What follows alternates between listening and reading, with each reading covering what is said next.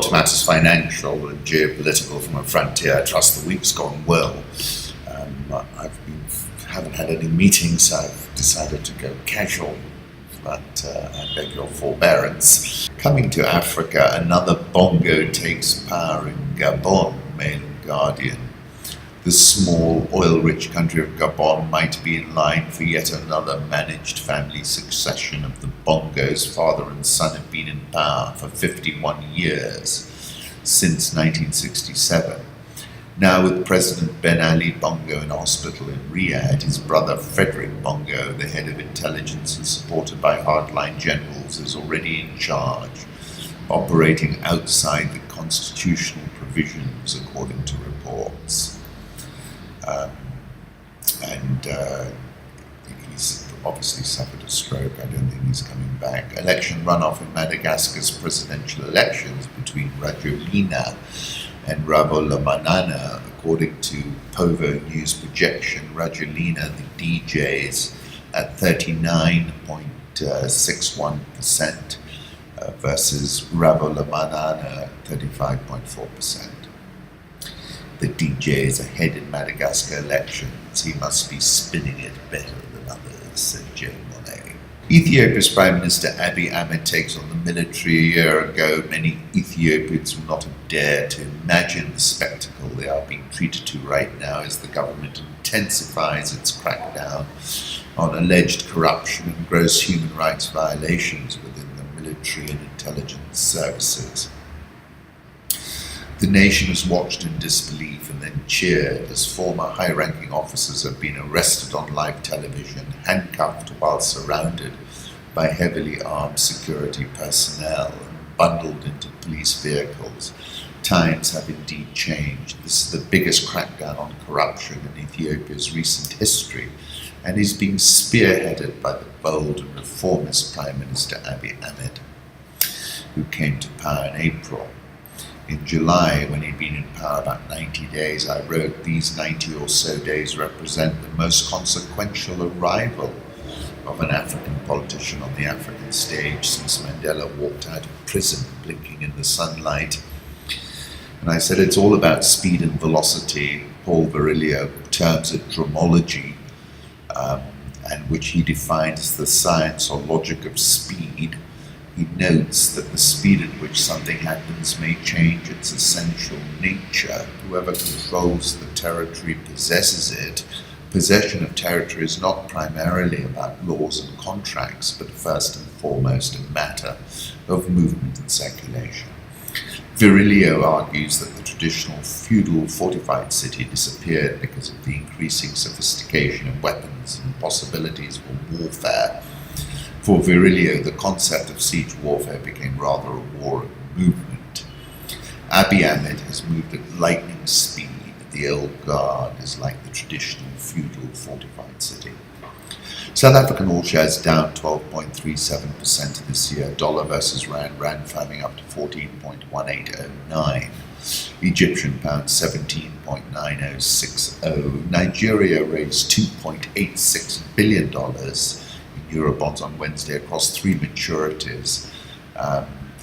It priced the bonds at maturities of 7, 12 and 30 years at 7 5/8, 8 3/4 and 9.25%. I think 9.25% is an interesting buy, and I like the long end of sub-Saharan Africa because I think we were going to hit road bumps in the short term, but the long-term story is very much intact. Nigerian all shares down 16.68% this year. Ghana signs a $3 billion deal for an Accra SkyTrain project.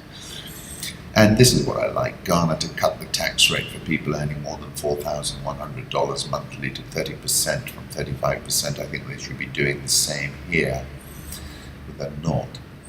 GDP is on track to expand 5.6%, meeting its fiscal deficit target of 3.7% for 2018.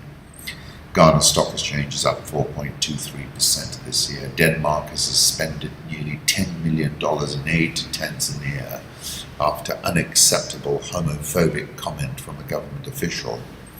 European Union and its member states have decided to conduct a comprehensive review of its policies towards the United Republic of Tanzania, says a statement from Federica Mogherini's office. Tanzanian cashew price hike could lead to global shortage, says Reuters. Magufuli ordered a 94% increase in cashew nut prices to protect farmers from low prices and told his government to acquire the estimated 220,000 ton crop after private buyers refused to buy at the higher price. Tanzanians would eat the nuts themselves if they could not sell them, Magufuli said.